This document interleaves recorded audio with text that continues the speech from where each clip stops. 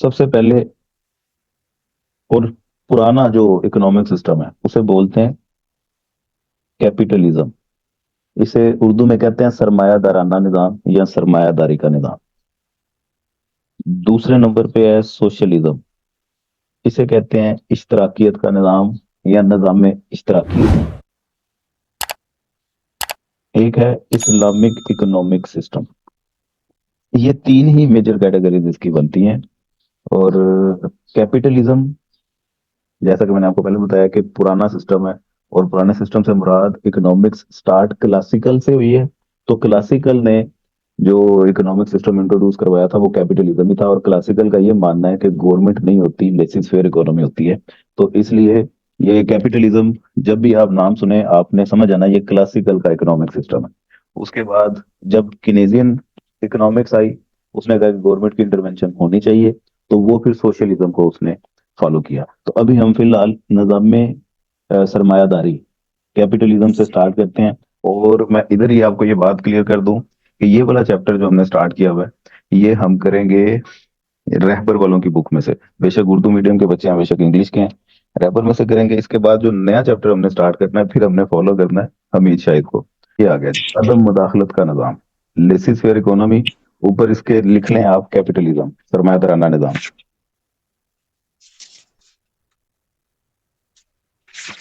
English medium वाले जिनके पास हमेशा की बुक है वो भी निकाल लें, ये चैप्टर नंबर 8 उनका बनता है, उसमें कैपिटलिज्म के नाम से हेडिंग होगी, उसको निशान कर लें। और ये आपको पूरा फुल फ्लेज 20 मार्क्स का क्वेश्चन आएगा। और इसमें आपने कैपिटलिज्म क्या होता है इसकी डेफिनेशन, इंट्रोडक्शन, इसके बाद इसकी प्रॉपर्टीज, फिर आपने इसके मेरिट्स जिसे एडवांटेजेस कहते हैं और साथ डिसएडवांटेजेस, ये सारा कुछ इसके प्लस माइनस बताएंगे तो फिर ये क्वेश्चन कंप्लीट होगा। आज हमने सिर्फ इसकी डेफिनेशन और इसकी फीचर्स जिसे खसूसियात कहते हैं वो करेंगे। तो ये यहाँ से स्टार्ट हो रहा है। और बल्कि ये आगे इसने मईशत का निज़ाम इसका इंट्रोडक्शन दिया, वैसे भी रहने दें। इश्तराकी निज़ाम की खसूसियात, इसको इसने इश्तराकी निज़ाम से स्टार्ट किया पहले, तो हम पहले सरमायादाराना से स्टार्ट करते हैं।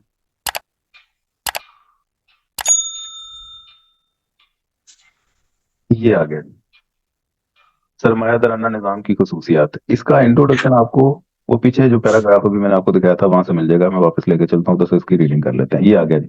ये इसमें वही बताया हुआ है इसने कि गवर्नमेंट नहीं होती, गवर्नमेंट नहीं होती तो इसका मतलब है आजादी अवाम के पास है। आजकल वो नारा आपने सुना होगा, मेरा जिस्म मेरी मर्जी, वो बड़ा उसको वो हाइप भी क्रिएट की हुई है इसने। तो ये मेरी मईशत मेरी मर्जी, इसमें अवाम के पास ही सारा कंट्रोल होता है। वो देखेंगे कि उनको जिन चीज में स्पेशलाइजेशन है उनको बनाना शुरू कर देंगे, डिमांड किस चीज के है, उसको बनाना शुरू कर देंगे। किसी से कोई परमिशन लेने की जरूरत है नहीं, गवर्नमेंट ही नहीं है तो परमिशन किससे लें। जहां पे भी आपको प्रॉपर्टी नजर आएगी वो लाजमी बात है कि वो प्राइवेट ही होगी, क्योंकि सरकार का कोई अमल दखल नहीं है। अपने असासों को जैसे चाहते हैं वो इस्तेमाल करते हैं, जिधर चाहते हैं इस्तेमाल करते हैं। बचत ज्यादा करें कम करें किसी को कोई मसला नहीं होता, क्योंकि वो उनकी अपनी मर्जी है। तो ये हो गया इसका तारुफ। जी, मलकियत के हकूक, जैसा कि आपको मैंने पहले बताया कि गवर्नमेंट है नहीं, जहां पे भी आपको प्रॉपर्टी कोई नजर आएगी तो इट्स ऑब्वियस कि वो प्राइवेट प्रॉपर्टी ही होगी। बेशक वो कहीं पे आपको इमारतें नजर आए, कहीं पे ऑफिस नजर आए, मकान बने हुए हैं, कहीं पे कोई चीज, वो सारी प्रॉपर्टी प्राइवेट है, सरकार का कोई अमल दखल नहीं। इस निजाम के तहत वसाइल मसलन जमीन, सरमाया, मशीनें, कारखाने, ये सारा निजी मलकियत में होता है। और इन्हें इस बात की आजादी होती है कि वो इन जराए को इनफरादी मुनाफा की खातिर जैसे चाहे इस्तेमाल में लाएं। तो जिनको मर्जी रेंट पे दें, जो मर्जी प्रोडक्शन स्टार्ट करें, उन्होंने अपना मफाद देखना है, जहां से उनको प्रॉफिट ज्यादा से ज्यादा होगी उस तरीके से यूटिलाइज करेंगे। रोक टोक कोई नहीं है। इस निजाम के तहत अफराद को कानूनी तौर पर यह हासिल होता है कि वो अपनी आमदनी और जायदाद अपनी मलकियत में रखें। या एक चीज जो आपकी अपनी मलकियत में है तो आपकी मर्जी है, जिस तरह मर्जी इस्तेमाल करें, इसमें कोई ऐसी मुश्किल बात नहीं है, मैं समझता हूँ। माशी आजादी, इकोनॉमिक फ्रीडम, ये इसमें भी कोई सेपरेट पॉइंट बना देंगे, चलो एक अलग हेडिंग बन जाएगी आपकी, है इसमें सभी को इकोनॉमिक फ्रीडम ही है, अपनी मर्जी से वो चीजें इस्तेमाल कर रहा है, जहां दिल कर रहा है पैसा लगा रहा है, जहां दिल कर रहा है वो बचत कर रहा है। इसमें कोई रोक टोक नहीं, इसको भी पढ़ लें, इसमें कोई पूछने वाली बात है कि नहीं। नंबर 3, उजरत पर काम करना। उजरत पर काम करना, सरमायादाराना निजाम के तहत मेहनत कश तयशुदा उजरतों पर काम करते हैं और वो हाजिरों की तरफ से मुहैया करदा मशीनों और आलातों औजार की मदद से कारखानों में काम करते हैं। अब इसमें डिमांड और सप्लाई का चक्कर है। एक तरफ डिमांड फॉर लेबर होती है, एक तरफ सप्लाई ऑफ लेबर होती है। तो पार्ट 2 में क्लासिकल थ्योरी में मैंने आपको वो जो वेज मार्केट है, लेबर मार्केट, उसका आइडिया होगा जहाँ पे इक्विलिब्रियम आ जाता है वहां पे वेज डिसाइड हो जाती है। तो ये वही चक्कर है, जहाँ पे इक्विलिब्रियम आ जाएगा वो उजरतें डिसाइड हो जाती हैं, उसी उजरतों पर मजदूर वो काम करते हैं, और जो कारखानेदार हैं उसी उजरत पे उनको वो फिर काम पे रख लेते हैं। बेशक उनके पास मशीनें हैं, जमीनें हैं, सरमायादारी हैं, ये जमींदारों की मलकियत, जो कुछ भी है, एक तयशुदा वेज होती है जिसके मुताबिक उन्होंने मुलाजमत करनी होती है। सार्फिन की हुक्मरानी, ये बड़ा इंपॉर्टेंट पॉइंट है नंबर 4 पे। अभी तो हमने ये सीख लिया कि जिसका जो दिल करेगा उस तरीके से वो प्रोडक्शन देगा, या तो वो बचत करेगा, इन्वेस्टमेंट करेगा, बिजनेस में पैसा ज्यादा लगाएगा, कम लगाएगा, उसकी मर्जी है। लेकिन जो सोवरेनिटी है वो कंज्यूमर के पास है। सबसे बादशाहत वो सार्फिन की है, क्योंकि प्रोड्यूसर मजबूर होंगे वही चीज बनाने में जिसकी डिमांड आ रही है, और डिमांड किसने करनी है बोला? सार्फिन ने, कंज्यूमर ने। तो कंज्यूमर किस चीज की डिमांड करते हैं ये डिपेंड करता है कि मुल्क में प्रोडक्शन किस चीज की होगी, फैशन किस चीज का चल रहा है, लोगों का टेस्ट क्या है। क्योंकि इसके अगर मुखालिफ जाके प्रोडक्शन प्रोड्यूसर देते हैं तो उनको लॉस होता है, तो अपना लॉस कोई भी बेयर नहीं करता। हर किसी को अपना जाती मफाद प्यारा होता है, तो वो सबसे पहले देखते हैं कि इस वक्त फैशन क्या चल रहा है, डिमांड किस चीज की है।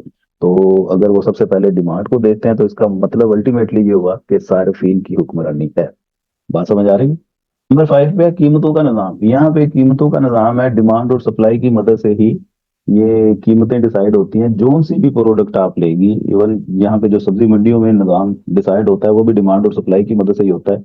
टमाटर की डिमांड कितनी है, टमाटर की सप्लाई कितनी है, दोनों का तवाज़ुन जहाँ पे आएगा वहां पे फिर उसकी प्राइस डिसाइड हो जाएगी। तो इसी रूल को सामने रखते हुए जितने भी मुल्क में प्रोडक्शन हो रही है वो डिमांड और सप्लाई की मदद से होती है। यहाँ पे मैं आपको एक डायग्राम बना के समझा भी देता हूँ, ये देखें। फर्ज कर लें ये सप्लाई है किसी एक प्रोडक्ट की, ये डिमांड है, ये आ गया इक्विलिब्रियम, और यहाँ पे ये प्राइस डिसाइड हो गई, और इतनी क्वांटिटी बेचनी है ये डिसाइड हो गया। इक्विलिब्रियम यही डिसाइड करता है। और बाद औक़ात ये है इक्विलिब्रियम प्राइस।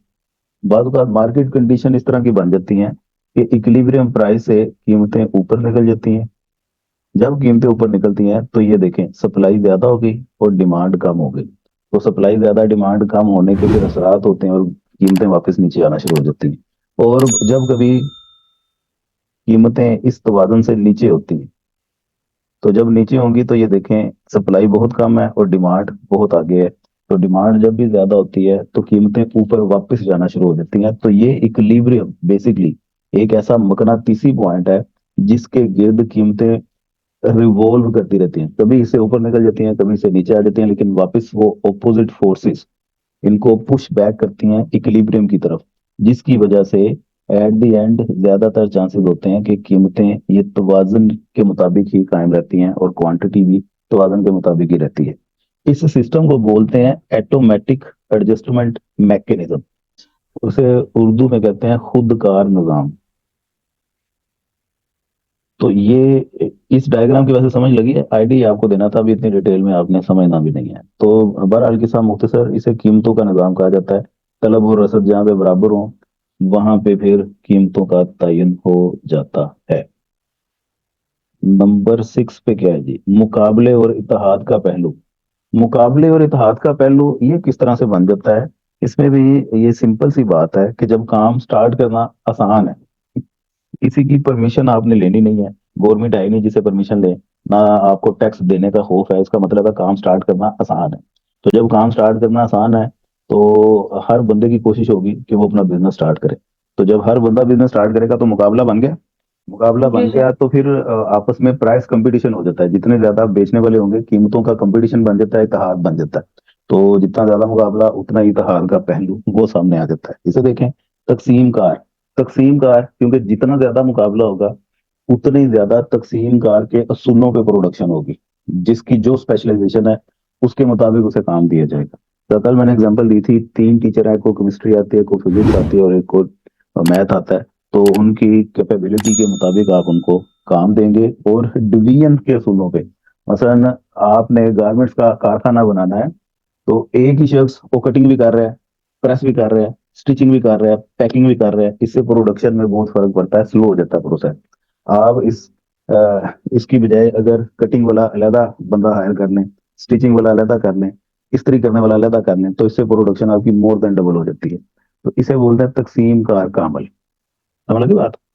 और गरीब में फर्क होता है इसमें, जाहिर बात है जिसके पास पैसा है वो तो काम स्टार्ट कर लेगा, जिसके को नहीं है बेचारा बैठा रहेगा और किसी मौके के इंतजार में होगा कि तो लॉटरी निकल है तो मैं भी काम स्टार्ट करा।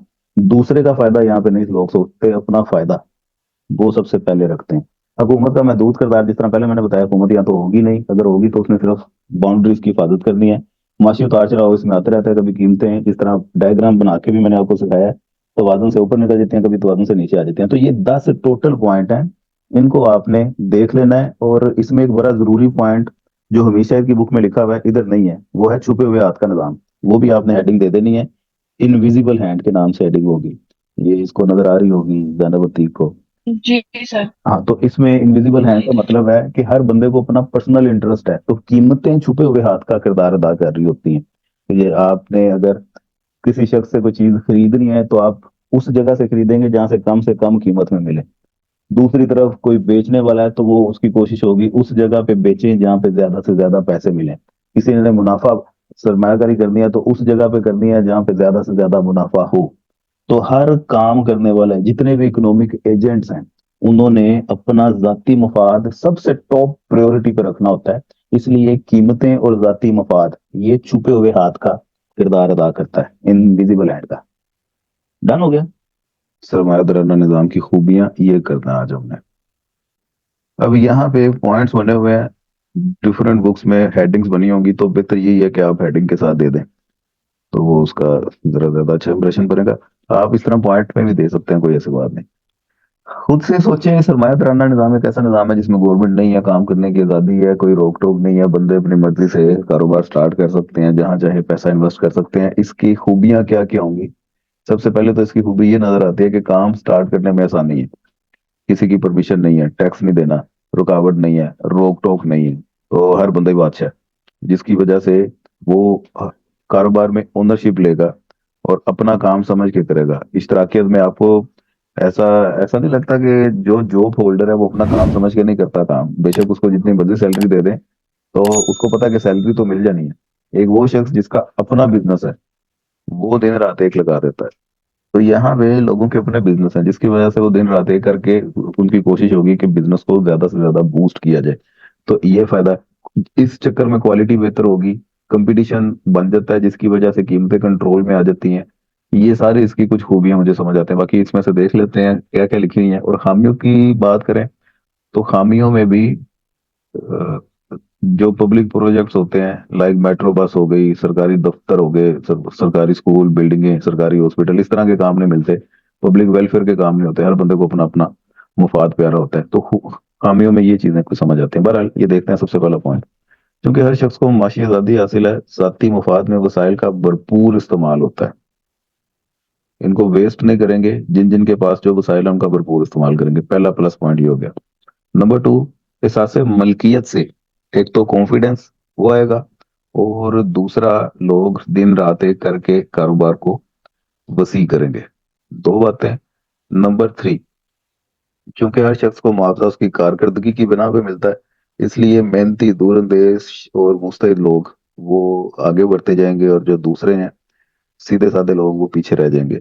जिसकी जितनी कैपेबिलिटी होगी उतनी वो तरक्की करेगा, और जिसकी नहीं होगी वो फिर बैठा रहेगा, ब्रांचें अपनी वो ज्यादा खोलता जाएगा, जिसके अंदर सलाहियत ज्यादा है कारोबार को वसी करता जाएगा। नंबर फोर, अपनी पसंद और मर्जी उसके मुताबिक चीजें आपको मिलेगी, बनाने वालों को भी खरीदने वालों को भी, जिसकी वजह से वो खुद एतमादी और खुददारी इस तरह वगैरह की चीजें वो हो जाती हैं। नंबर फाइव, ये निज़ाम पायदार है, स्टेबल है। स्टेबल का मतलब इसमें इतनी ज्यादा डिस्टोर्शन नहीं आती, कीमतों में उतार चढ़ाव नहीं आता। ये आप देखते हैं, ये चिकन की प्राइस आज आप जाएं तो 500 रुपये, अगले दिन जाएं तो 650, उसे अगले दिन जाएं फिर 550। तो कीमतों की कोई हमें वो समझ नहीं आती। गवर्नमेंट होने के बावजूद वो इस तरह के पीछे से रूल्स और ऑर्डर पास करती है, जिसकी वजह से एक अनस्टेबिलिटी की सिचुएशन आ जाती है। तो अगर तो इसमें कैपिटलिज्म का सिस्टम होगा तो स्टेबल इकोनॉमी होगी। समझे बात? ये इसकी जी खूबियां होगी। अब इसकी खामियां, खामियों में सबसे पहली खामी यही है, जो अमीर है वो अमीर से अमीर तर होता जाएगा, क्योंकि उसके पास पैसा, उसने तो काम स्टार्ट कर लिया। और जिसके पास पैसा नहीं है वो बैठा रहेगा, दौलत चंद हाथों में मरकूद होकर रह जाएगी। इसे बोलते हैं वो दौलत की गैर मुसावियाना तकसीम। दूसरा पॉइंट, फर्में पैदावारी यूनिट आपस में मुकाबला करते हैं, पब्लिसिटी करेंगे, बेशुमार इस तरह के स्टंट खेलेंगे, फालतू रकम जाया होगी। नंबर 3, निजी सरमायाकार पैदावार अपने अंदाजों के मुताबिक करते हैं और बाजुकात वो ओवर प्रोडक्शन कर देते हैं, जिसकी वजह से बेरोजगारी फैल जाती है। तो उन्होंने अपने अपने हिसाब से, हर बंदा अपनी अनक से देखता है, जो उनको सही लगता है उस हिसाब से प्रोडक्शन देंगे। बाजुकात इकोनॉमी के मुताबिक वो बातें नहीं होंगी, जिसकी वजह से ओवर प्रोडक्शन हो सकती है। जराए का तयन जाती मफाद में किया जाता है। वो अपना मुनाफा अपना मुनाफा बस देखते हैं, वो हलाल हराम नहीं देखते, कहते हैं कि बस प्रॉफिट ज्यादा से ज्यादा होनी चाहिए। जो मर्जी कारोबार आप स्टार्ट करें, और इससे जो पोल्यूशन पैदा होती है, लाइक फैक्ट्री आपने इस तरह की लगा ली जिसके पास आबादी है, वो पूरी आबादी का नुकसान हो रहा है, तो रोक टोक कोई नहीं, आप उसको मना नहीं कर सकते। गवर्नमेंट हो तो आप कंप्लेन कर सकते हैं, इदारे बने हो तो आप कह सकते हैं, लेकिन इस तरह का यहाँ पे कोई इस तरह का सिस्टम नहीं है। ये आ गया जी, ये 4 ही पॉइंट है, बकाया इंग्लिश में देख लीजिएगा, हो सकता है ज्यादा पॉइंट लिखे हो। आज आपने इस सिस्टम की मेरिट और डीमेरिट सिर्फ ये काम करके आना है। ओके जी।